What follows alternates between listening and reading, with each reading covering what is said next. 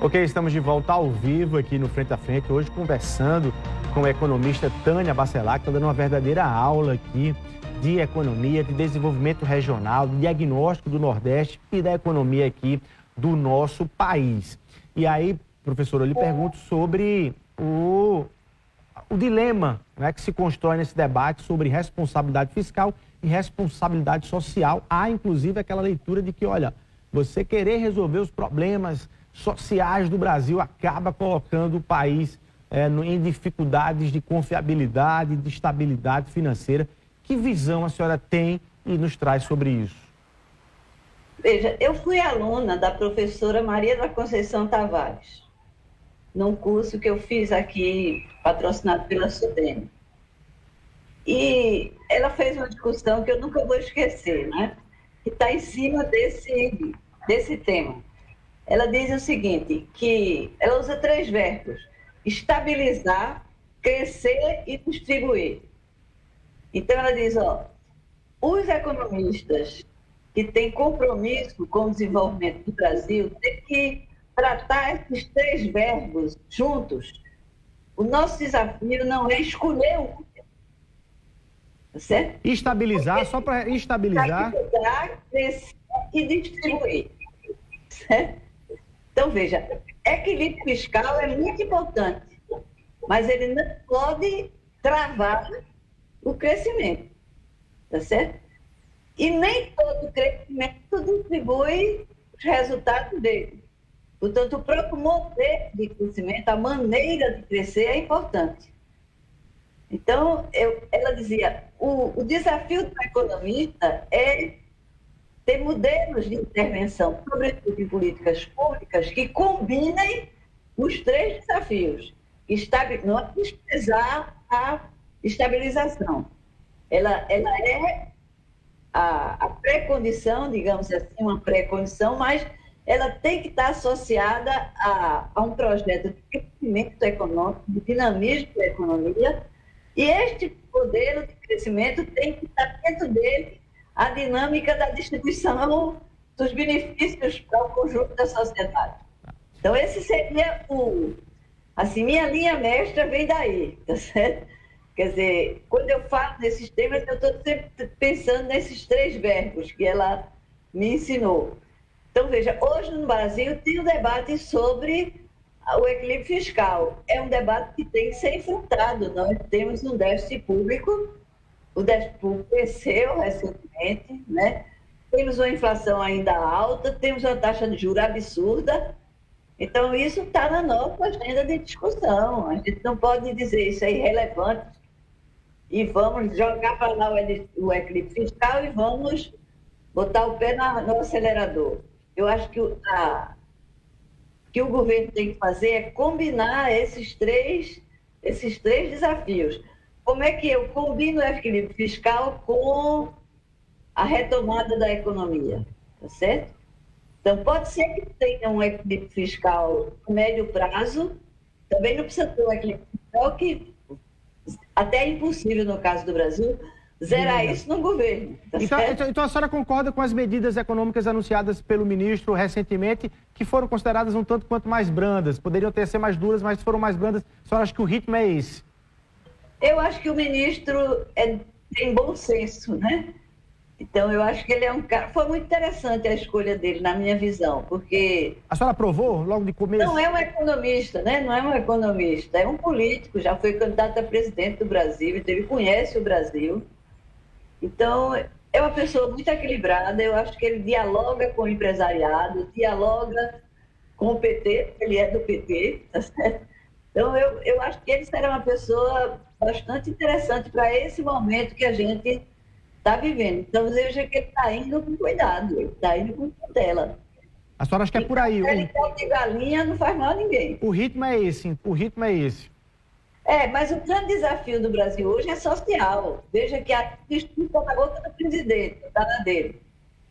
Toda vez que o presidente fala disso, meu problema é a fome, meu problema é o desemprego, meu problema é...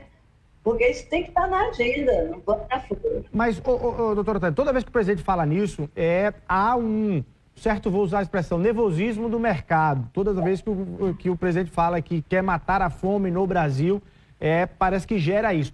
Tentar matar a fome no Brasil atrapalha, então, a retomada do crescimento econômico? Eu acho que a gente devia discutir no Brasil o que é o mercado. Quem é o mercado? Quem é o mercado? O que é o mercado? Essa figura mística que apareceu. Eu aprendi que mercado é o lugar onde a oferta e a demanda se encontram. Isso é o mercado, tá certo? Então, veja, apareceu essa figura aí, o mercado. Quem é o mercado? A quem não interessa a retomada do crescimento, tá certo? Então, eu acho que essa pergunta é que a gente devia aprofundar. Infelizmente, o Brasil, desde os anos 90, metade dos 90, nós engatamos num movimento mundial que nós economistas chamamos de financiarização. O que é a financiarização? A economia tem duas esferas, a produtiva e a financeira. A financeira é para ajudar a produtiva, certo?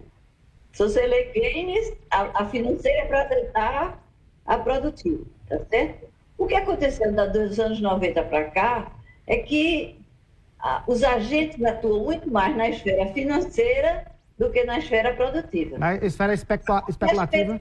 Se insere na esfera produtiva. Por isso que hoje você tem um problema de desemprego que é mundial.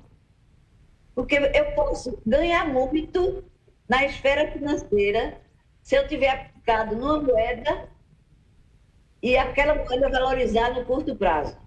Eu estava aplicada certa, ganhei bilhões. O que isso mexeu com a vida das pessoas? Nada. Porque ficou então, só aqui. A quem interessa juro alto no Brasil? A quem interessa um país como o nosso ter o juro mais alto do mundo? Quem é que ganha com isso? Tem que ficar nervoso quando diz que vai baixar os juros. E a contenção da inflação, doutora Cândida? Qual o mecanismo aí? A contenção da inflação passa por esse modelo que junte tudo. Certo? A inflação não pode ser vista só como penalidade, bota o juro lá em cima e nossa inflação agora foi uma inflação de custo. Foi inflação importada e de custo. O Brasil estava com inflação de 2%, gente, antes da pandemia. A inflação que veio era importada, era da crise que vinha lá de fora, e era uma inflação de custo. Mas você eleva a taxa de juros do tamanho desse, e como o nosso governo é endividado, quando você eleva muito a taxa de juros, aumenta o serviço da dívida, que é a outra discussão da lei do teto, né? Eu sempre achei que a lei do teto era inviável num país como o Brasil. Quando eu li, vai segurar a despesa primária por não sei quantos anos e olhava para a curva demográfica, vendo a rapidez com que a população está envelhecendo, eu digo, esse negócio não pode durar, gente. Como é que eu posso segurar a saúde num patamar com a demanda por saúde crescente? Então, tem que ter um outro modelo. O teto de gastos, ele tem prazo de validade e será furado em algum momento. Já foi. Bolsonaro já rompeu há muito tempo, porque ele era inviável. Aí, nesse sentido, eu lhe pergunto, existe um debate sobre reforma tributária no país. A senhora acha mais importante a reforma tributária ou a revisão das reformas previdenciárias, das reformas trabalhistas? Como é que a senhora vê esse pacote aí? Existe também um nervosismo do empresariado com a possibilidade de de revisão da reforma trabalhista, da reforma previdenciária. Que leitura a senhora tem também sobre esses temas? Veja, eu acho que a reforma tributária devia vir antes. E acho que ela vai vir antes. O Haddad está dizendo que já vai colocar isso no primeiro semestre, a partir desse esforço que já foi feito e que tem uma aprovação empresarial grande, que é unificar os impostos indiretos, e criar o IVA. O IVA hoje é um consenso. A discussão está nos detalhes. Agora, diz que o detalhe é onde mora o cão, né? Mas, veja, essa reforma é muito importante, porque ela pode ajudar a tirar o Brasil da estagnação. se você der uma equilibrada. Porque, veja, os empresários brasileiros reclamam com razão que o nosso sistema tributário é uma loja de loucos. Então, simplificar é uma coisa importante. Não pode ser só simplificar, mas simplificar é muito importante. Então, ter um IVA só vai simplificar muito a vida dos empresários. Então, ajuda a retomar a economia, tá certo? Porque você vai gastar menos tempo com a burocracia, advogado, com burocrata, né? Então, isso é uma coisa importante para a retomada. Então, eu concordo que ela devia estar na frente. Mas você precisa mexer nos impostos diretos no Brasil. E é aí onde a elite brasileira não quer que mexa. Certo? Quem paga imposto de renda no Brasil não são os ricos, somos nós da classe média. Certo? Isso há muito tempo. Isso há muito tempo. A gente mexe em tudo, mas não consegue mexer aí. Mas só tem o sentimento que o presidente... Vai entrar na pauta a cobrança sobre os dividendos e vai entrar na pauta a cobrança sobre o imposto de renda no semestre. E eu acho que deve entrar na pauta. Do ponto de vista fiscal, o Brasil não sobreviveria, quer dizer, bem, sem isso. Sem isso. Ou seja, não basta simplificar com o IVA. É preciso ir na medula do desvio do nosso sistema tributário, que é taxar só quem consome e não taxar o patrimônio, não taxar a renda dos mais ricos. Então, esse debate vai ser feito, precisa ser feito no Brasil. E a senhora sentiu... No mundo, foi muito interessante que agora em Davos, os bilionários do mundo estão dizendo que estamos dispostos a pagar alguma coisa de imposto. Então, vamos ver o que eles estão dizendo. A senhora vê disposição do atual governo em mexer nesse vespeiro ou não? Eu vejo. O Haddad já disse que vai mexer. Vai ser fácil, não. Mas precisa ter coragem. Não sei se ele vai conseguir, porque o Congresso é muito conservador, né? Sim. Bom, Mas eu acho que aí tem que falar com a sociedade. A sociedade precisa nos tirar desse atoleiro aí. Ponto seguinte, a questão de revisão da reforma trabalhista. A senhora acha que é importante para a retomada do crescimento ou ela também, enfim, gera um ambiente de nervosismo, né, no empresariado, de instabilidade, enfim, e afasta investimentos? Veja, o problema da reforma trabalhista é que a economia mundial mudou. O mercado de trabalho mundial está mudando. E no Brasil também. Portanto, aquele aparato de regulação que existia antes era do Brasil industrial do século XX. Isso não vai voltar mais, gente. A gente tem que regular o Uber. O cara do Uber não pode trabalhar e quando adoecer, morrer. Então, eu acho que tem novos desafios, novas pautas para a gente construir, olhando a partir do ponto de vista dos trabalhadores. Então, acho que esse debate precisa ser feito, porque recuperar a CLT antiga é perder tempo, é patinar no deserto. Então, agora, quais são as novas relações de produção? Quais são as novas formas de inserção dessa juventude no mercado?